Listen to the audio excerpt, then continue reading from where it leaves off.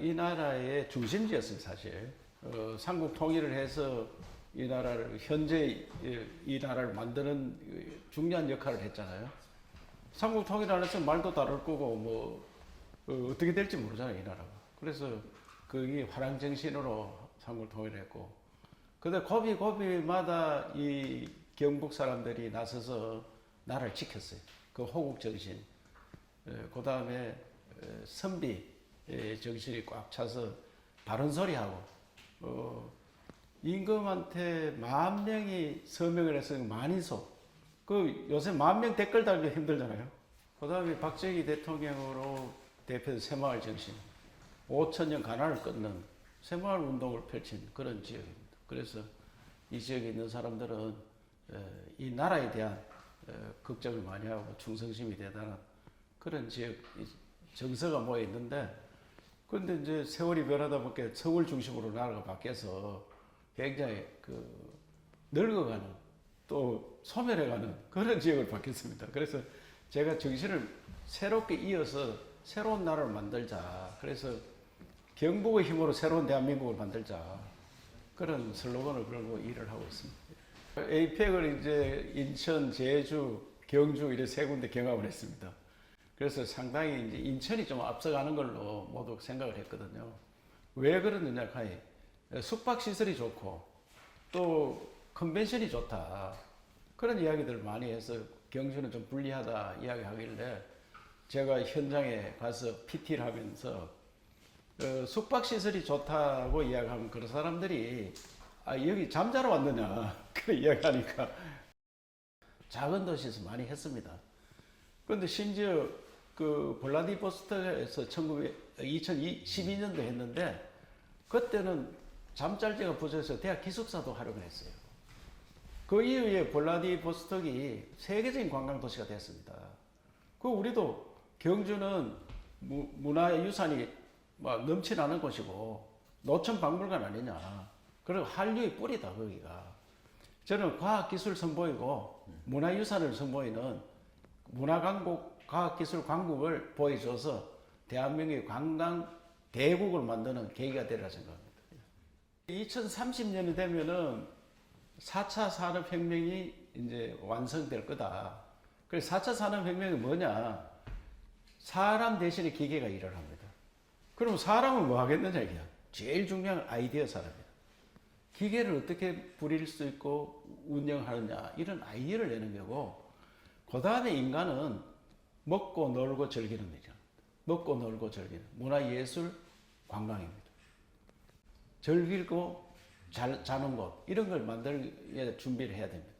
그래서 동해안에 리조트, 관광호텔, 그 다음에 놀이시설 이런 걸 많이 만들고, 또 오려고 해도 길이 잘 없습니다. 인천공항 하나 있는데 굉장히 어렵습니다. 그래서 지금 가덕도 공항도 만들지만은 대구 경북공항을 신공항을 새로 만들고 있어요. 2030년 문 개항하려고 준비하고 있는데, 그것은 지금 대구에 있는 군공항을 대구 경북 지역에 의성 군위 지역에 이전하는 거거든요. 또 영일만 항이 있습니다. 영일만 항을 좀 더 확장해서 앞으로 해안시대, 특히 북극해가 열리면 영일만 항은 굉장히 복잡한 사람들이 많이 이용하고 여객이 많이 또 화물도 많이 이용하는 그런 항이 되기 때문에 영일만 항을 좀 더 확장하고 대구 경북 신공항을 2030년 개항하면은 외국과 바로 물이 열리는 그런 지역으로 될 것으로 생각합니다. 대한민국의 가장 큰 현안은 저출생일 겁니다. 세계에서 가장 아기를 적게 놓는 그런 나라가 됐는데, 이 지구상에서 가장 먼저 소멸하는 나라가 대한민국일 거다 이런 학자들 얘기도 있고, 이걸 타파해야 되는데 금년도에 1월 달에 제가 저출생과 전쟁을 선포했습니다. 이거 전쟁 수준으로 가야 된다. 그래서 지금까지 저출생 관련 대책이 많이 나와 있는데 그 피부에 와닿질 않습니다. 느낌이 없는 그런 정책들을 했습니다. 그래서 피부에 와닿는 정책을 하자. 그래서 지금 여기 보이다시피 100대 가제를 이렇게 만들었습니다. 이게 우리 젊은이들이 결혼을 안 합니다, 지금. 30대 절반이 결혼을 안 했습니다. 30대. 우리 할아버지는 39에 할아버지가 됐습니다. 시대가 아무리 바뀌더라도 30대는 결혼을 해야 되는데 절반이 결혼 안 했고 결혼할 생각이 없는 사람도 대부분입니다. 이 문화를 어떻게 바꿀 거냐 굉장히 중요합니다. 그런데 경쟁이 치열한 속에서 살다 보니까 지쳐 있습니다.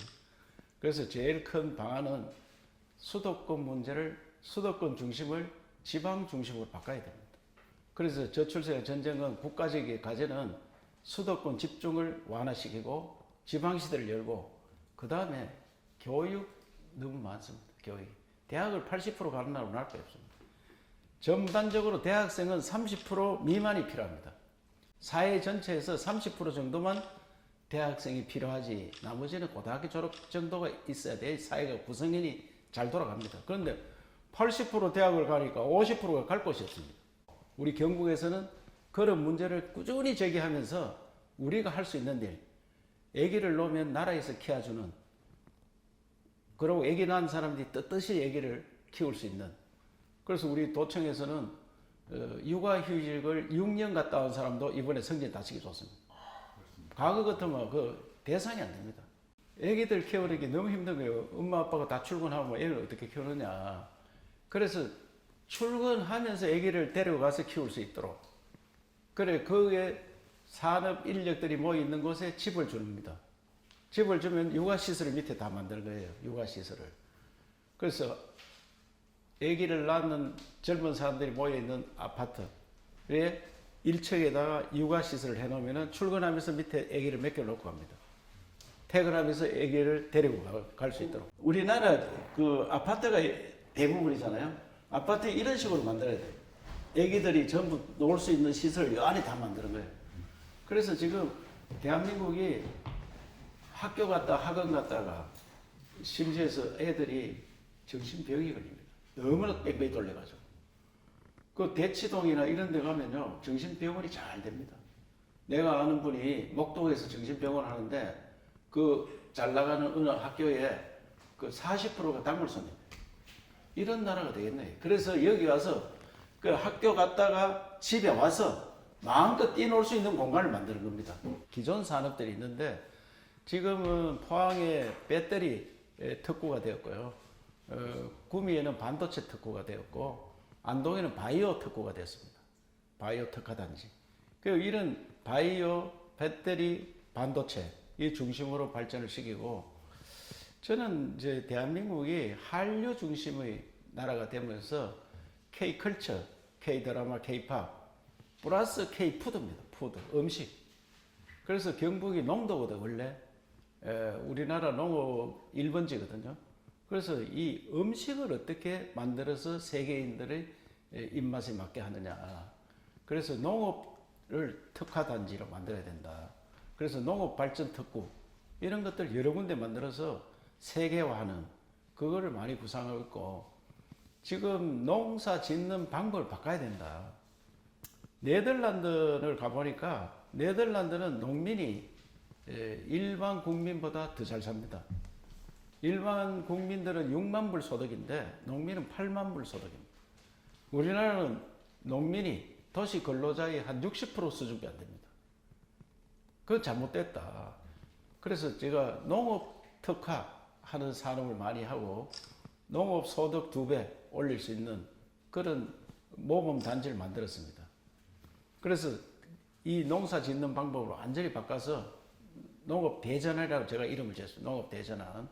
경북은 아까 만든 4차 산업혁명에 반도체, 그 배터리, 바이오, 플러스 농업 대전환 이걸 하고 있습니다.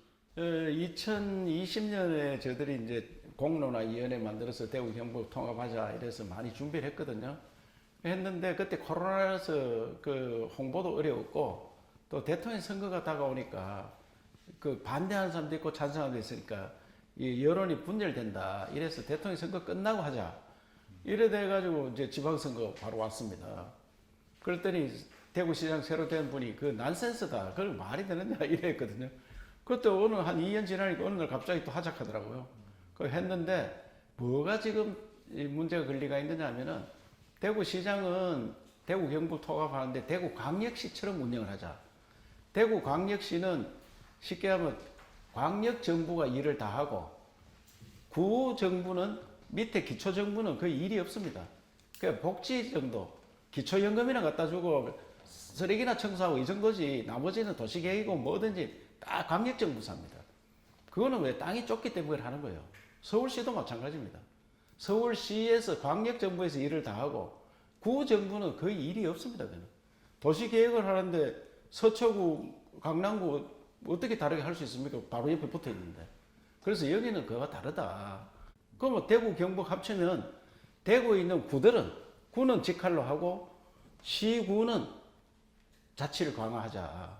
이렇게 내가 구상을 하는데 대구시장은 그게 아니다. 광역시 하는 대로 해야지 자치권을 다 뺏어서 우리가 해야 된대. 그러면 통합이 안 된다. 우리가 의사가 3,300명 있는데 그 쉽게 하면 전공의 있잖아요. 전공의는 130몇 배 없었습니다. 우리 3% 정도 있었기 때문에 97%가 그대로 다 있는 거예요. 그러니까 우리는 또 상급 병원이 없습니다. 그 다 이제 중급 병원이기 때문에 100명 이상 되는 병원 21개가 있는데 이 병원들은 오히려 영업이 더 잘 됩니다. 환자가 한 60% 차가 있었는데 지금 80% 차가 있습니다. 80%. 그렇게 경북에서는 뭐 의료 사태가 큰 문제가 없이 가는데 나라 전체로 봐서는 좀 심각한 문제이기 때문에 빨리 해결해야 되죠. 꿈으로 뭐 거치는 사람 많더라고요. 그래서 저는 늘 그런 생각합니다. 현재 있는 자리에서 최선을 다하면은 누군가는 새로운 길을 열어준다. 근데 본인이 전혀 노력도 안 하고 새로운 길을 기다리는 사람들 잘 안 되더라. 그래서 저는 늘 대한민국 어떻게 바뀌어야 되느냐. 10년 후에 대한민국의 현 상태를 유지하겠느냐. 이런 거 많이 걱정하고 있습니다. 특별히 우리나라 원천 기술이 없는 게 굉장히 걱정입니다. 제가 국회에 있을 때 이걸 연구를 해봤습니다. 14대 국회와 19대 국회가 20년 차이인데 20년 만에 법이 어떻게 많이 만들어졌느냐. 14대 국회는 법을 270개 법안이 개정되거나 제정됐습니다. 270개 정도. 근데 20년 후에가 10,000개 정도가 개정이나 제정이 되었습니다. 그래서 법이 뭐냐? 법은 우리가 말하는 규제입니다. 규제. 대부분이 규제입니다. 그래서 법을 많이 만드는 게 규제를 많이 하는 겁니다. 그래서 대한민국 법은 포지티브에서 네거티브로 바꿔야 돼요. 이것만 하지 마라. 그래서 저도 국회의원 뭐 3번 했지만 만날 때마다 제발 국민을 생각하고 해야 되지 자기 정파만 생각하는 그런 나라 만들면 안 된다. 그래 이야기를 하고 있습니다.